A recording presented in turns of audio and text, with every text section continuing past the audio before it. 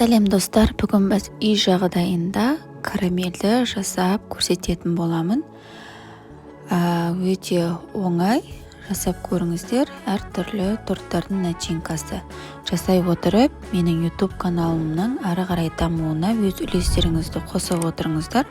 Ол үшін подписканы басып, коммент, лайк жаза отырыңыздар. Кеттік. Ең алдымен қантымызды орташа отқа қойып қоямыз. Қасына сливкемізді баяу отта қайнатып алатын боламыз.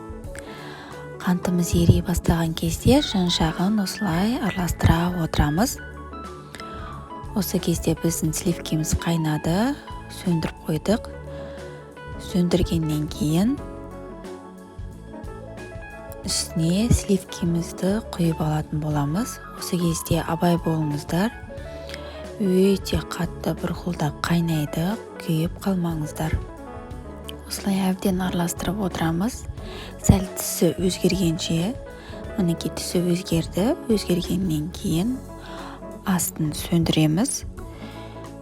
Сөндіргеннен кейін үстіне майымызды қосып, қайтадан жай қайнатып аламыз.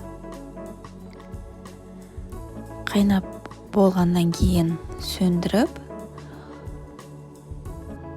сәл суығаннан кейін осылай сүзгіден өткізіп алатын боламыз.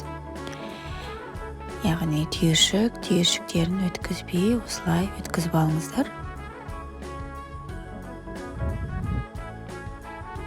Дайын болды.